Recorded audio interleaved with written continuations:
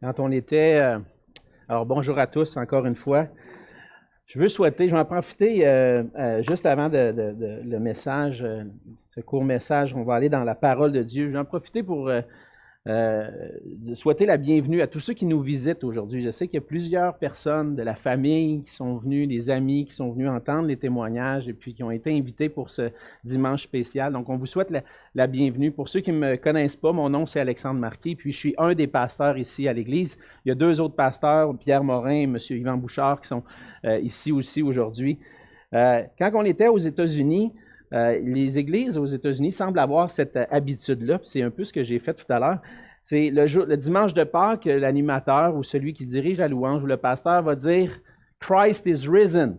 Et puis l'assemblée va répondre « He is risen indeed ». Donc, en français, on va dire « Christ est ressuscité ». L'assemblée répond « Il est vraiment ressuscité ».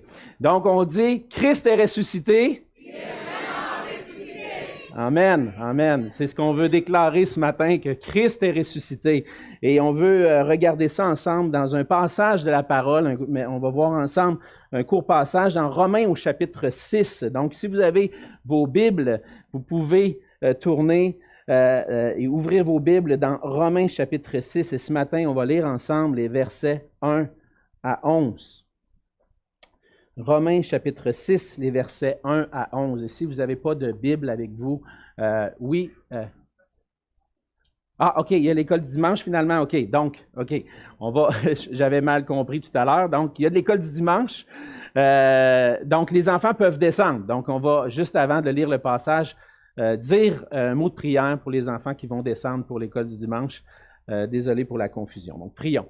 Seigneur notre Dieu, merci pour cette grâce que nous avons d'avoir des enfants, Seigneur, et de les avoir, d'avoir ces jeunes dans notre assemblée. Merci pour leur cœur et leur désir de proclamer ton nom, comme on l'a entendu dans le chant tout à l'heure. Et on te prie, Seigneur, que tu puisses bénir le temps de nos enfants qui vont être en bas pendant le temps dans la parole. Et eux aussi vont avoir un temps dans la parole. Seigneur, bénis ce temps et qu'ils puissent, Seigneur, entendre parler de ton merveilleux évangile et que cet évangile puisse produire du fruit dans leur vie, Seigneur. On te prie que tu puisses toucher leur cœur par ton esprit et que tu puisses les faire grandir dans la connaissance de ta parole et une connaissance personnelle de toi, Seigneur Jésus, notre Seigneur et notre Sauveur. Et c'est dans ton beau et précieux nom qu'on te prie.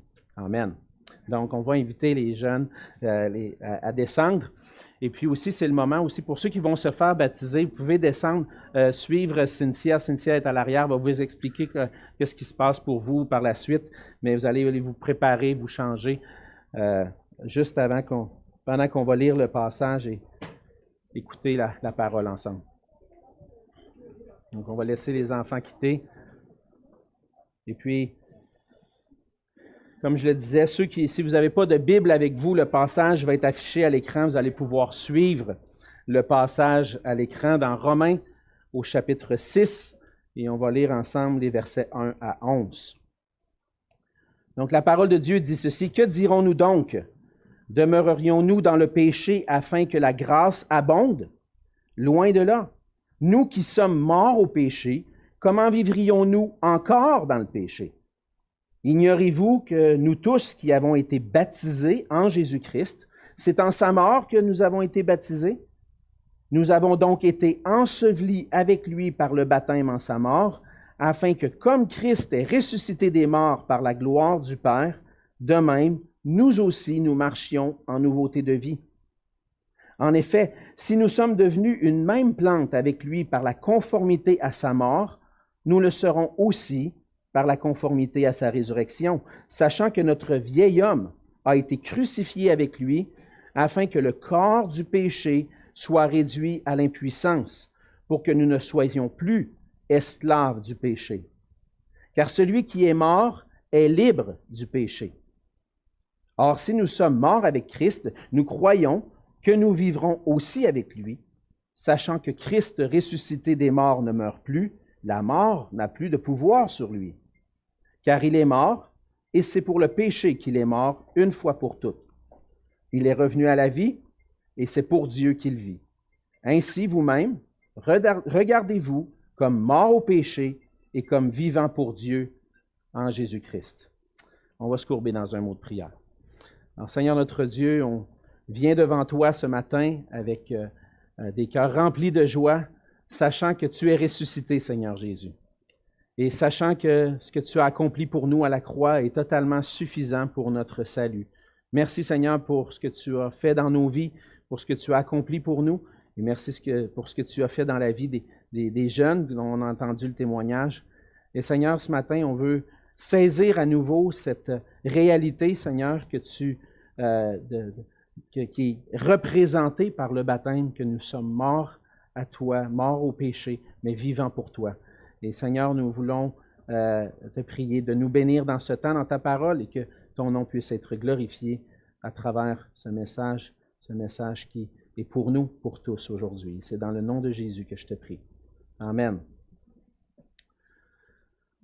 Le dimanche de Pâques, les chrétiens célèbrent l'événement le plus extraordinaire, si je peux dire, dans l'histoire de l'humanité et même dans l'histoire qui nous est présentée dans les Écritures, la résurrection de Jésus-Christ.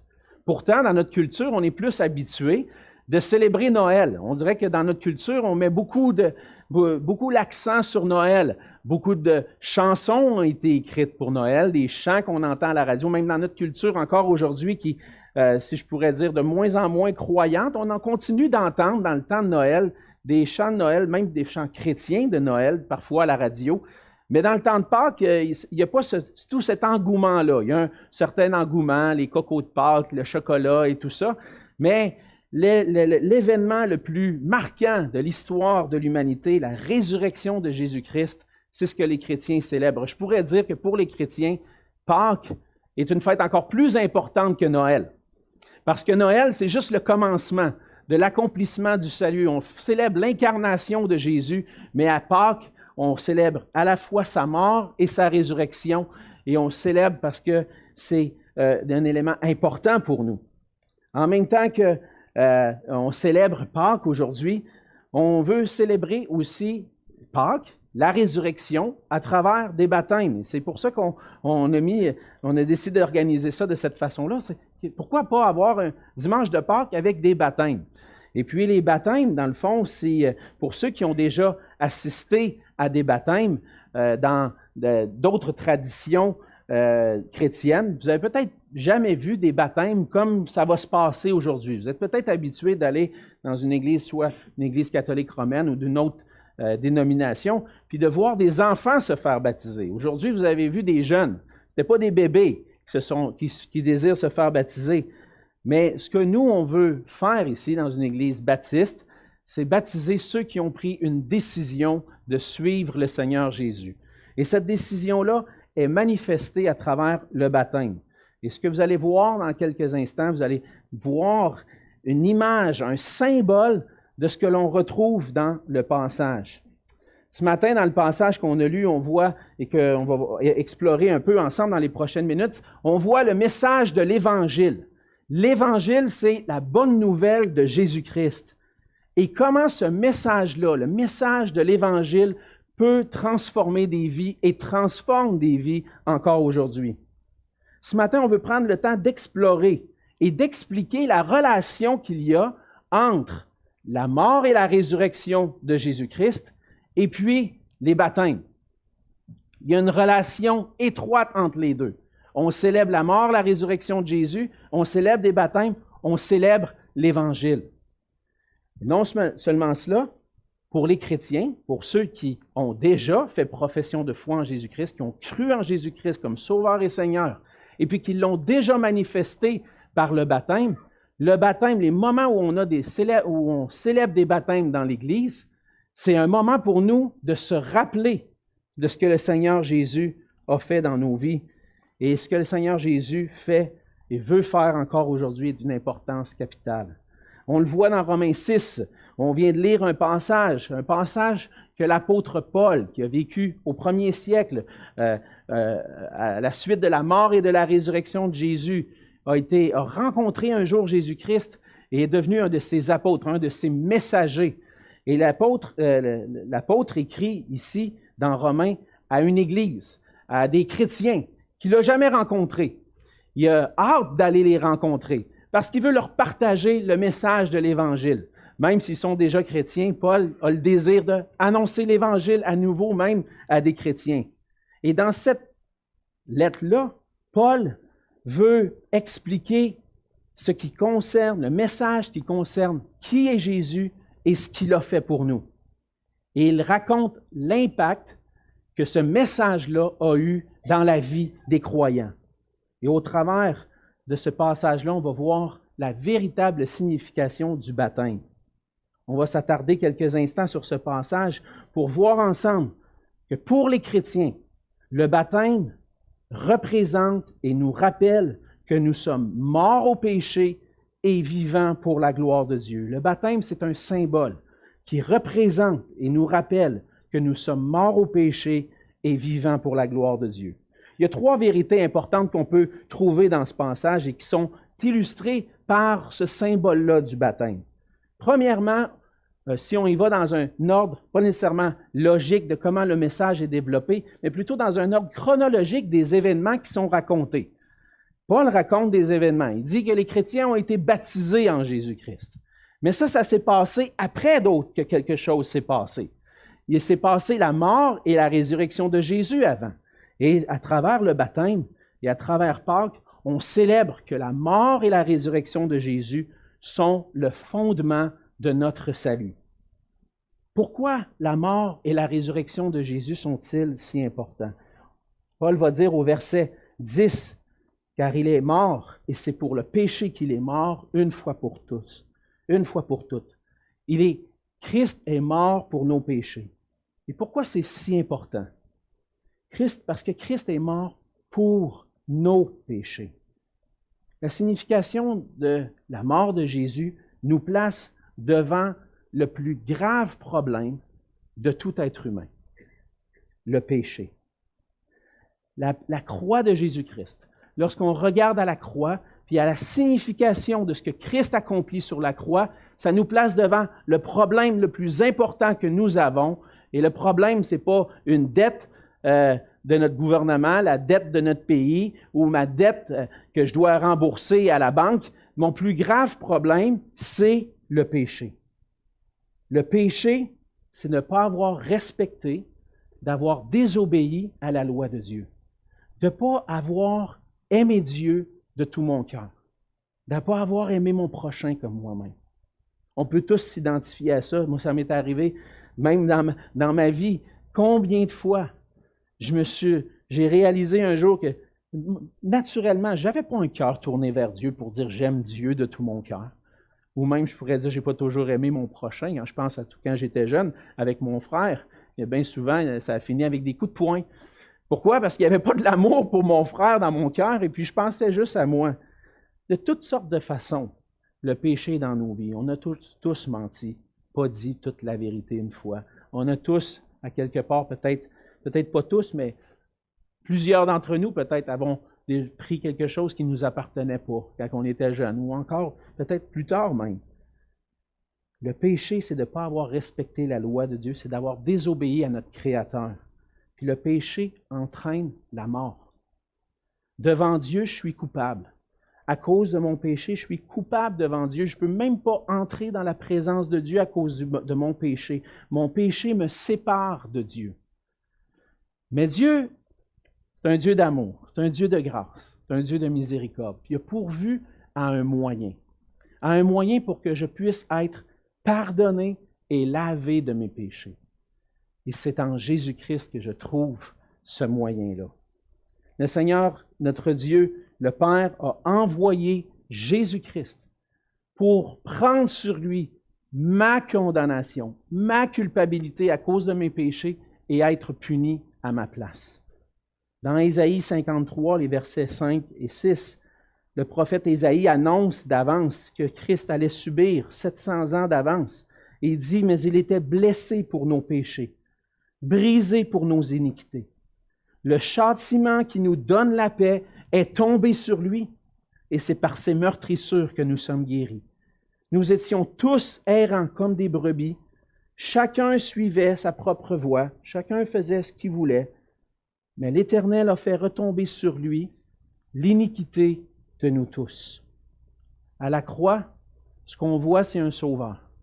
On voit Jésus-Christ, le Fils de Dieu, l'homme parfait, celui qui n'avait jamais péché, qui s'est porté volontaire pour dire « Je vais m'offrir en sacrifice, je vais prendre sur moi la punition que des pécheurs méritent, je vais prendre sur moi la mort. » Et Christ a été sacrifié, cloué sur une croix, pas juste parce qu'il avait été haï par des Juifs ou par des Romains, mais parce qu'il venait accomplir le salut que Dieu veut nous offrir. À la croix, Jésus a payé le prix pour mes péchés. Il a reçu ma punition. Il y a quelques années, j'ai eu des problèmes avec ma maison. Il fallait que je fasse des grosses rénovations. Des grosses rénovations qui allaient coûter cher. Puis ça a pris, je m'en parlais avec ma femme, elle me dit, je ne sais pas comment elle va faire pour payer ça, parce que mon ami, c'est cher, on va-tu finir par régler ce problème-là? On est-tu mieux de vendre la maison à un moindre prix, aller acheter ailleurs? On a réfléchi à ça pendant plusieurs années. Mais à un certain moment donné, c'était le temps, il fallait faire quelque chose. Ma maison avait un problème, puis je devais le régler. Et puis, je n'avais pas de solution.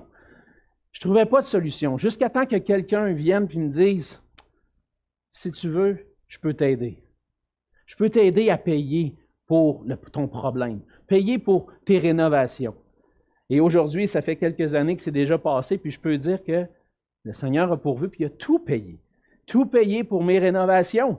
Puis je me cassais la tête, je ne savais pas comment j'allais me sortir de ce problème-là, mais Dieu a pourvu, puis je rends grâce à Dieu pour ça. Mais c'est un peu la même chose que ce que Jésus a fait pour nous. On était placés devant un grave problème qu'on ne pouvait pas solutionner nous-mêmes. Mais pour ça, il a envoyé Jésus. Et Jésus est venu pour payer la dette de nos péchés. Il s'est offert à la croix. Il a versé son sang pour qu'à travers ce sacrifice-là, on puisse avoir le pardon de nos péchés, être lavé de nos péchés. Et le vendredi saint, normalement, le vendredi qui précède Pâques, c'est ce qu'on célèbre, la mort de Jésus-Christ, qui s'est offert en sacrifice pour nous. Mais le dimanche de Pâques, on célèbre la résurrection de Jésus. Parce qu'au verset 10, comme on l'a vu, Christ est mort pour les péchés, il est mort une fois pour toutes, mais il n'est pas resté là. Il est revenu à la vie. Et c'est pour Dieu qu'il vit. Et notre changement de vie, notre baptême est ancré dans la mort et la résurrection de Jésus. Christ est ressuscité, il vit maintenant pour la gloire de Dieu. Christ n'est pas seulement mort, il est ressuscité. Puis plusieurs de cette époque-là ont vu Jésus. Dans 1 Corinthiens 15, les versets 3 à 7, Paul va dire « Je vous ai enseigné avant tout, comme je l'avais aussi reçu, que Christ est mort pour nos péchés selon les Écritures. Il a été enseveli et il est ressuscité le 3e jour selon les Écritures. Et il est apparu à Céphas, puis aux 12 apôtres. Ensuite, il est apparu à plus de 500 frères à la fois, dont la plupart sont encore vivants et dont quelques-uns sont morts. Ensuite, il est apparu à Jacques, puis à tous les apôtres. Il n'y a pas juste une ou deux personnes qui ont vu Jésus ressusciter, il y a plusieurs personnes qui ont été témoins de sa résurrection, que Jésus est réellement revenu à la vie avec un corps et ils l'ont vu. Et plusieurs ont été témoins de la résurrection de Jésus. Et les Écritures aujourd'hui, la parole de Dieu, rend témoignage de ce moment extraordinaire qu'on trouve dans les Écritures que Christ est ressuscité. Christ est ressuscité, il vit maintenant pour la gloire de Dieu. Dieu a manifesté sa puissance, qui avait le pouvoir de redonner la vie à ce qui était mort, à celui qui était mort. Et Jésus est vivant, il est à la droite de Dieu, il règne. Et à Pâques, on célèbre sa résurrection, le fait que Jésus-Christ est ressuscité et vivant. Mais on célèbre ce que Jésus a accompli, la mort et la résurrection de Jésus, parce que sans la mort et la résurrection de Jésus, on ne peut pas être sauvé. Donc, la mort et la résurrection de Jésus étaient absolument nécessaires pour notre salut, parce que si ce n'était pas de ce que Jésus avait accompli, on serait encore dans nos péchés. On serait encore pris avec ce problème-là, mais on a un sauveur qui est venu pour payer, qui a payé la dette de nos péchés. Maintenant, ce que ça fait en sorte que ma vie peut changer et qu'on peut être sauvé de la mort et du péché par une union, par la foi à Jésus-Christ en sa mort et sa résurrection. Et c'est ce qu'on voit dans Romains au chapitre 6. Et juste un petit peu avant, dans Romains 5, Paul va dire que c'est par la foi qu'on va recevoir le cadeau de Dieu, le cadeau du pardon. Lorsqu'on entend le message de l'Évangile, lorsqu'on entend le message de ce que Jésus a fait pour nous, on est placé devant un choix. On peut rester indifférent puis rejeter l'Évangile. Pour moi, c'est la même chose. Rejeter l'Évangile ou rester indifférent à l'Évangile, si je ne l'embrasse pas, je ne l'accepte pas, c'est la même chose. Mais je peux aussi placer ma foi en Jésus. Et lorsqu'on décide de croire, de placer ma confiance en Jésus pour le pardon de mes péchés, il va se produire quelque chose qu'on appelle une conversion, un changement, une transformation dans une vie. Et cette conversion-là se manifeste par la repentance et la foi. On a entendu tantôt les témoignages que Samantha et Stacy, Jean-Luc, un jour ont réalisé qu'ils étaient des pécheurs et qu'ils se sont repentis. En fait, la repentance, c'est de se détourner, de dire, je réalise que je suis un pécheur, puis je me détourne de mon péché pour me tourner vers Jésus-Christ, placer ma foi en lui, recevoir son pardon, puis maintenant vivre pour sa gloire. Et lorsque on reçoit par la foi, une foi sincère, le salut qui est offert en Jésus-Christ, Paul nous dit qu'on est unis à Jésus-Christ. C'est comme un mariage. Un jour, ça va faire bientôt 20 ans, je me suis marié. Puis, la journée où je me suis marié, j'ai pris un engagement. J'ai écrit des vœux, j'ai dit les vœux à mon épouse a écrit des vœux aussi. C'était beaucoup plus long que moi, là. Elle a raconté toute une histoire, puis c'était merveilleux. C'est ma femme, il y avait beaucoup d'émotions, puis c'était bien. Mais elle s'est engagée, puis on s'est engagés ensemble, de former une vie commune, d'être unis ensemble jusqu'à ce que la mort nous sépare ou jusqu'à ce que Jésus-Christ revienne. Et puis, par la grâce de Dieu, le Seigneur nous garde. Mais lorsqu'on place notre foi en Jésus-Christ, c'est comme un mariage. Je suis uni à Jésus-Christ. Je place ma foi en lui et je deviens un avec lui. Et je suis maintenant dans une nouvelle relation. Et lorsque Paul explique le baptême dans Romains 6, on arrive à Romains 6, il explique cette union qu'il y a entre le croyant et Jésus-Christ. Comment est-ce que le croyant est uni à Jésus? Comment est-ce que celui qui place sa foi en Jésus est uni? Bien, il est uni dans sa mort et dans sa résurrection. Et là, c'est ce que Paul dit. Paul prend pour acquis que ceux qui se sont convertis à Jésus-Christ et puis qui ont placé leur foi en Jésus ont été aussi baptisés. Et donc, lorsqu'on baptise quelqu'un, vous voyez là-bas dans le coin un grand bassin d'eau. Et le mot baptême signifie immerger. Lorsqu'on baptise quelqu'un, on l'immerge sous l'eau. Et lorsque on fait cet acte-là, ça symbolise que la personne qui s'est identifiée, qui s'est unie à Jésus, est ensevelie dans la mort avec Jésus-Christ. Et lorsqu'il remonte de l'eau, ça signifie qu'il est ressuscité avec Christ. Et lorsqu'on voit dans le passage, Paul va essayer de répondre à une question, parce qu'il y en a qui vont dire « Ouais, mais toi, si tu es chrétien, dans le fond, tu peux faire ce que tu veux maintenant, tu peux pécher comme tu veux. Tu sais, tu es pardonné, tu as accepté Jésus, puis à cette heure, je vis comme je veux. » Là, Paul va dire « Non, c'est pas de même, ça marche. Pas comme ça que ça marche. Si je me suis marié à ma femme, ça me donne-tu le droit d'aller voir toutes les autres femmes autour puis de m'amuser avec elles? Non. Si je suis marié à Jésus-Christ, maintenant je veux vivre pour Jésus. Et je m'en irai pas vivre dans le péché. Ça marche pas, cette affaire-là. Il y a un changement qui a eu lieu lorsque je me suis uni à Jésus-Christ. Paul va dire, au verset 4, il dit « Nous avons été ensevelis avec lui par le baptême en sa mort, afin que comme Christ est ressuscité des morts par la gloire du Père, nous-mêmes, nous marchions en nouveauté de vie. » Il va même le dire un peu plus loin, nous sommes devenus une même plante avec lui, unis avec lui, par la conformité à sa mort, nous le serons aussi par la conformité à sa résurrection, sachant que notre vieil homme a été crucifié avec lui, afin que le corps du péché soit réduit à l'impuissance. Donc, ce que Paul est en train de dire, c'est que lorsque je place ma foi en Jésus, je m'identifie à Jésus-Christ dans sa mort. Mon vieil homme, l'ancien Alexandre, qui avait un cœur détourné de Dieu, qui était rebelle à Dieu, qui ne voulait pas faire la volonté de Dieu, il a été crucifié avec Christ. Il était sur la croix, puis il est mort avec Christ. Ce vieil homme-là, il n'existe plus. Il ne devrait plus exister parce qu'il est mort avec Christ à la croix.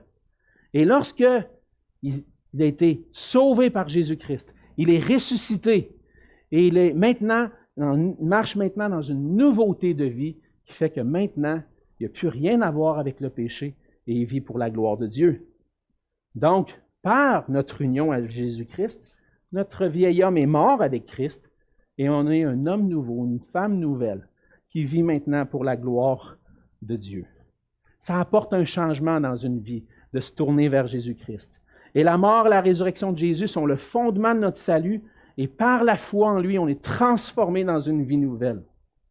Donc, le baptême nous ramène à ce moment-là qu'un jour Christ est mort et ressuscité, mais qu'un jour, nous aussi, on a pris la décision de marcher par la foi avec Jésus, puis qu'on est mort au péché et vivant pour Dieu. Maintenant, on veut se rappeler ensemble à travers les baptêmes, puis pour ceux que peut-être ça ne s'est pas fait encore dans votre vie, vous amener à réfléchir ce que Christ a fait pour vous, mais on veut se rappeler la réalité que Paul va conclure au verset 11 en disant « Ainsi vous-même, regardez-vous comme morts au péché et comme vivants pour Dieu en Jésus-Christ. » Si on n'est pas mort au péché, le péché n'a plus de pouvoir sur nous. Le verset 7 dit que celui qui est mort, celui qui a été crucifié avec Christ, le péché n'a plus de pouvoir. Il est libre du péché. Il a été délivré de la puissance du péché dans sa vie et doit maintenant vivre d'une manière nouvelle. On est encore influencé par le péché. On vit dans la chair, puisque Paul va le dire à d'autres endroits. Il dit, on a cette lutte entre la chair et l'esprit. Ma chair désire des choses, l'Esprit de Dieu désire d'autres choses. On a cette lutte-là. Mais maintenant, on a le pouvoir de dire non au péché, puis de dire oui au Seigneur, puis de vivre pour sa gloire. Et c'est ce que le baptême représente, qu'on est mort au péché. On n'est plus esclave du péché, puis on veut vivre pour Dieu. Maintenant, la vie de Christ en moi me permet de vivre pour la gloire de Dieu. C'est ça le changement extraordinaire qui se produit dans une vie lorsqu'on place notre foi en Jésus-Christ. On peut maintenant faire ce qui ne nous était pas possible de faire avant.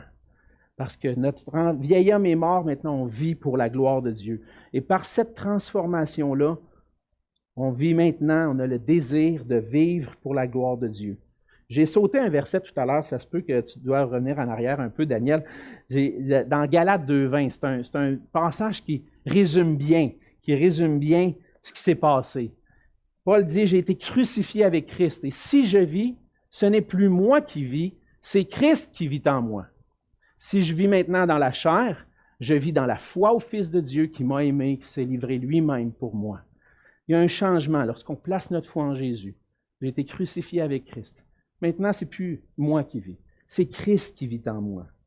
Et à cause de ça, maintenant, comme chrétien, on veut manifester qu'on n'appartient plus au péché, mais qu'on appartient à Jésus-Christ et on veut fuir le péché et chercher à suivre Christ de tout cœur. Paul va dire, vous-même, regardez-vous comme mort au péché et comme vivant pour Dieu. Maintenant, je dois travailler à chercher la sainteté dans ma vie, chercher à obéir à Dieu, à plaire à Dieu, chercher la gloire de Dieu. Ça, c'est un changement qui arrive. Donc, est-ce qu'on va continuer à vivre dans le péché? Non, parce que le Seigneur a amené ce changement-là. Et maintenant, je vis pour faire connaître la gloire de Dieu et ce que Dieu a fait pour moi. Le baptême représente puis nous rappelle qu'on est mort au péché et vivant pour Dieu. Le baptême, nous symbolise cette identification à Jésus-Christ dans sa mort et sa résurrection. Et ce matin, pour plusieurs d'entre nous, le baptême nous rappelle ce changement qu'il y a eu un jour dans notre vie. On a besoin de prendre le temps de méditer sur ce qu'on entend dans les témoignages puis ce qu'on va voir tout à l'heure. Moi, aujourd'hui, comme chrétien, je suis mort au péché, je suis transformé, je veux vivre pour la gloire de Dieu. Mais pour certains, cette transformation-là, ce changement-là n'a pas eu lieu. Cette conversion-là n'a pas eu lieu. Mais c'est possible aujourd'hui de recevoir le salut qui t'est offert en Jésus-Christ. Il n'est pas trop tard. Le Seigneur n'est pas revenu, puis il est encore le temps de placer ta foi en Jésus. Et j'ai quelques questions pour toi ce matin, si c'est quelque chose que tu n'as pas fait. Es-tu arrivé à un point dans ta vie où tu reconnais que Dieu est réel? qu'il y a un créateur derrière tout ce qu'on voit. Qu'il y a un créateur qui a voulu que tu sois, que tu naisses, que tu vives, que tu sois ici aujourd'hui. Il y a quelqu'un derrière tout ça, c'est Dieu. Et que ce Dieu-là, qui nous a créés, est digne de recevoir toute la gloire et l'honneur par notre vie, parce que c'est pour ça qu'on a été créés. As-tu reconnu ce Dieu-là, réel? As-tu reconnu que tu es un pécheur? Que par nature, tu n'as pas obéi à Dieu. Par nature, tu es tourné vers tes propres désirs, ton propre plaisir, puis de plusieurs manières, tu n'as pas cherché à vivre pour Dieu. C'est ça le péché. As-tu reconnu que devant Dieu, tu es un pécheur? As-tu réalisé que ton péché te sépare de Dieu? Puis que sans une pleine confiance dans la personne et l'œuvre de Jésus-Christ, tu es perdu? Mais que Dieu veut une relation avec toi aujourd'hui. Il y a une mauvaise nouvelle lorsqu'on annonce la bonne nouvelle. Mais c'est nécessaire pour réaliser ce que Jésus a fait pour nous. Dieu t'offre la grâce aujourd'hui, en Jésus-Christ, d'être pardonné de tes péchés, puis de faire en sorte qu'ils soient réconciliés, que tu sois réconcilié, que tu aies la paix avec Dieu et la vie éternelle. Si tu ne l'as pas encore fait, ce matin, tu es placé devant ce choix. Qu'est-ce que tu vas faire de Jésus? Qu'est-ce que tu fais de Jésus? Est-ce que tu le reçois? Est-ce que tu l'acceptes, son pardon? Ou est-ce que tu continues de vivre comme s'il n'existait pas? Ce matin, tu es placé devant ce choix, puis mon exhortation pour toi, c'est viens à lui. Reçois son pardon. Place ta confiance en lui, puis reçois le pardon de tes péchés. Et si tu es chrétien, aujourd'hui, on célèbre la Pâque, on célèbre la résurrection de Jésus, on célèbre un événement historique qui a une portée importante pour nous encore aujourd'hui. Et ça se peut que la vie que Paul parle dans le verset 11, de se regarder nous-mêmes comme morts au péché ou comme vivants pour Dieu, ce ne sera pas la réalité dans ta vie présentement.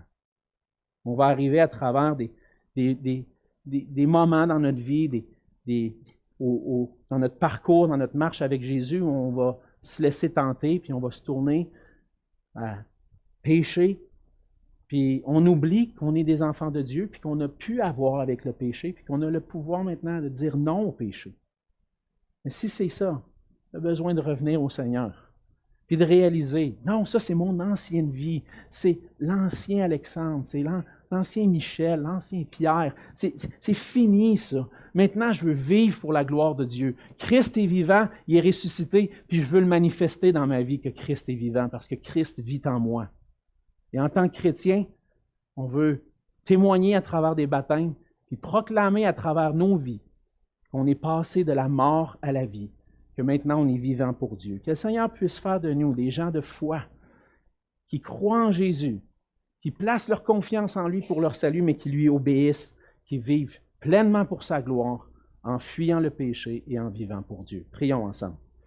Seigneur notre Dieu, on veut dire merci pour ta parole. Seigneur, tout ce qu'on fait dans l'Église, on veut s'appuyer sur cette parole, Seigneur, pour le faire. Et c'est ce qu'on veut faire ce matin à travers des baptêmes qu'on va célébrer. On veut te remercier pour Samantha, Stacy, Jean-Luc qui veulent manifester dans leur vie ce changement, qui sont morts au péché et vivants pour Dieu à travers le baptême. Et on te prie, Seigneur, que cette réalité puisse être vraie, réelle dans leur vie. Et Seigneur, que ça puisse être pour nous un rappel que maintenant nous sommes morts au péché et vivants pour toi. Aide-nous, Seigneur, à vivre pour ta gloire, à réaliser que notre vieil homme a été crucifié avec toi et que maintenant, Seigneur, unis à toi, nous avons été ressuscités ensemble avec toi afin de vivre pour ta gloire. Fais de nous des hommes et des femmes qui proclament ton salut à travers nos vies, à travers des vies transformées par toi. Et Seigneur, c'est ma prière pour moi-même et pour nous tous, dans le beau et précieux nom de Jésus.